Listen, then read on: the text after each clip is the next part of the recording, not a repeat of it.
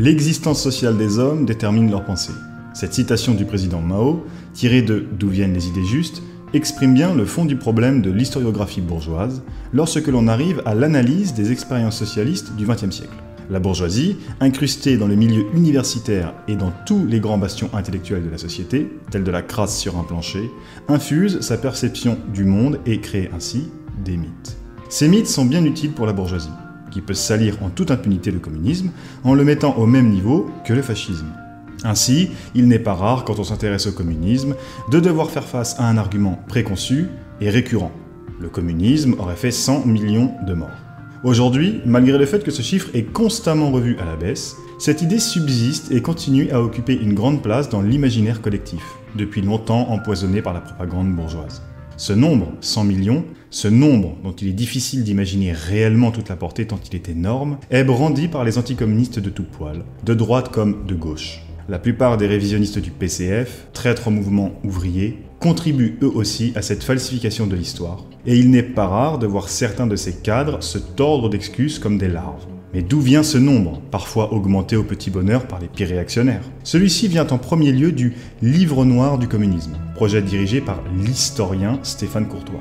Ce livre, paru en 1997, sous le titre de Livre noir du communisme, crimes, terreur et répression, est le produit des travaux de plusieurs historiens bourgeois, parmi lesquels on retrouve Nicolas Wers et bien sûr Stéphane Courtois. Ce livre profite de la chute de l'Union soviétique et du reste de bloc de l'Est, honteusement saboté par les révisionnistes gorbatcheviens, qui n'ont pas hésité à jeter des millions de personnes dans la misère, la corruption, le désordre politique et la guerre. Ce livre est donc le clou du spectacle de la victoire temporaire symbolique du capitalisme sur un communisme qui avait depuis longtemps liquidé une bonne partie de ses acquis durement gagnés. Il s'agissait alors de montrer toute la monstruosité du système qui venait de s'écrouler et faire en sorte que toute nouvelle tentative d'établir le socialisme soit empêchée par la propagande. Pourquoi retenter d'appliquer le marxisme alors que celui-ci serait responsable de 100 millions de morts ? Beaucoup de fois critiqué pour sa méthodologie plus que douteuse, et même par ses co-auteurs, le livre a pourtant connu son heure de gloire. L'obsession maladive de Stéphane Courtois à parvenir au plus proche des 100 millions a été dénoncée par ses mêmes co-auteurs, qui se sont dissociés du livre et qui l'ont renié comme produit de leur travail.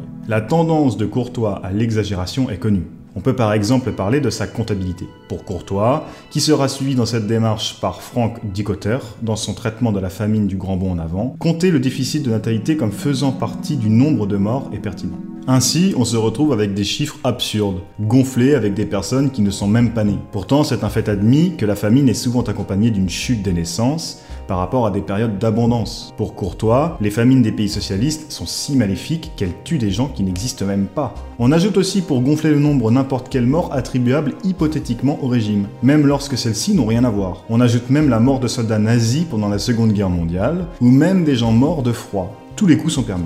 Noam Chomsky, célèbre intellectuel américain, a d'ailleurs mis en pratique la méthodologie de notre ami Stéphane Courtois dans un autre cadre historique, comparant la Chine maoïste à l'Inde capitaliste, car elles se trouvaient toutes deux à des stades de développement similaires après la Seconde Guerre mondiale. Il note qu'à supposer que nous appliquons maintenant les méthodologies du Livre noir à l'Inde, l'expérience capitaliste démocratique a causé plus de morts que toute l'histoire du communisme partout depuis 1917.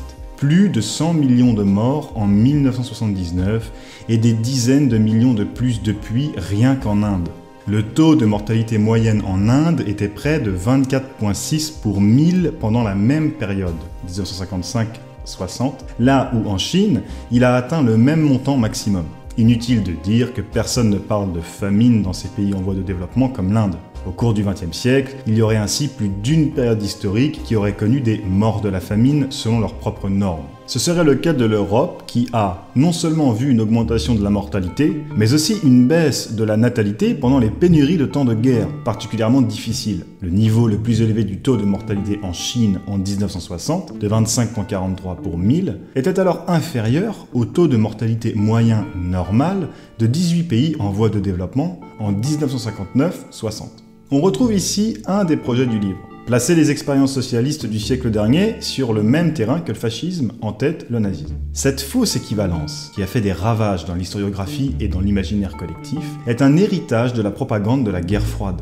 Combien de fois dans une discussion ou dans un débat, on nous a présenté le fameux cliché des extrêmes qui se rejoignent? Cette équivalence est un autre sujet, mais il est clair que l'idée des 100 millions de morts du communisme y est pour beaucoup. D'autant plus que ce nombre inimaginable permet une réhabilitation inconsciente et subtile du nazisme. Selon l'idée, oui, les nazis ont tué énormément de personnes, mais le communisme a fait bien pire. Nous voici alors avec un épouvantail bien pratique en main. Assumer l'héritage des expériences socialistes précédentes devient un acte détestable et inhumain. De plus, chaque expérience est analysée en vase clos, comme si chaque expérience socialiste y vivait sans influence de l'extérieur et sans incidence. Aussi, ne voit-on pas Courtois déplorer les morts de la Terreur rouge et ceux de la guerre civile russe, sans jamais vraiment reconnaître aux bolcheviks de l'époque la nécessité vitale de se défendre face à une invasion d'une très grande ampleur par les pays impérialistes, et face à la Terreur blanche, tout aussi brutale et odieuse. Aussi le voit-on condamner les famines qui ont eu lieu en Union soviétique et en Chine, les mettant sur le dos de régimes incapables et génocidaires, en omettant de dire que les famines étaient cycliques jusqu'à la transition socialiste, et que c'est elle qui a mis fin.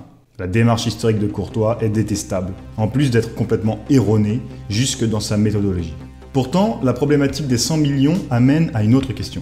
Le capitalisme, toujours à se vanter d'être un monde libre, juste dans la mesure du possible, et surtout plus performant que le communisme, use de cet argument pour montrer la prétendue inefficacité du communisme. Pourtant, ce système est-il bien placé pour nous faire de la leçon?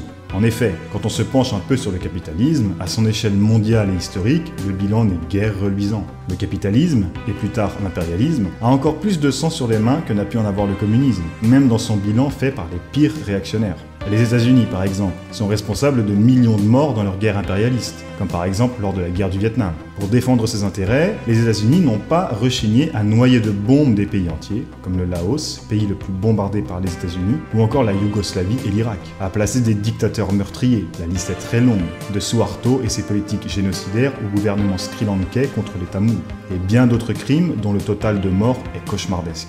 À l'intérieur de son territoire, la négligence du gouvernement américain à l'égard du peuple est meurtrière lui aussi, que ce soit par son racisme exacerbé aux conséquences très souvent tragiques, le manque d'entretien d'infrastructures comme on l'a vu aujourd'hui avec la grande vague de froid au Texas, ou encore l'ouragan Katrina. Rajoutons les morts des personnes condamnées à vivre dans la rue, alors que pour une personne sans abri aux États-Unis, il y a 5 logements vides, ou encore toutes les familles et les étudiants surendettés et promis à la ruine, et on en arrive à un système détraqué, belliqueux et assassin, l'ennemi de tous les peuples du monde. En France, les conquêtes coloniales, la répression sanglante du mouvement ouvrier comme lors de la Semaine sanglante en 1871, voire l'oppression néocoloniale dont les guerres civiles sont une conséquence, placent notre beau pays parmi cet ignoble panthéon. La palme de l'horreur revient cependant au Royaume-Uni, qui s'est rendu coupable, par son empire colonial en Inde, de la mort par la famine de 30 millions de morts depuis 1769, de l'invention du camp de concentration lors de la guerre des Boers, ou encore la famine irlandaise, empirée par l'indifférence de l'État britannique à l'égard de populations qu'il méprisait. On en oublie beaucoup.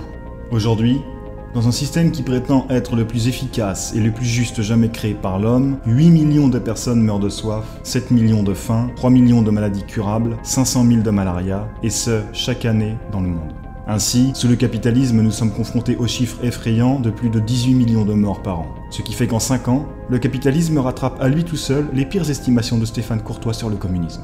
Nous vivons dans un monde qui s'écroule. La crise environnementale, la montée en flèche de la misère conjointement à celle de l'enrichissement croissant de la bourgeoisie, la menace croissante d'un nouveau conflit interimpérialiste, la Troisième Guerre mondiale et bien d'autres problèmes nous menacent directement. Elle menace l'écrasante majorité de la population et présage un nombre incalculable de morts, pire que tout ce que l'histoire a pu connaître. Cette période de déclin du capitalisme n'est pas la fin de l'histoire. Il reste encore de l'espoir contre l'extinction promise par ce système. Le mouvement révolutionnaire mondial avance tous les jours et brise toutes les barrières que l'adversaire place devant lui. Ainsi, il existe une porte ouverte vers la libération et la survie. Et cette porte n'est rien d'autre que celle du socialisme.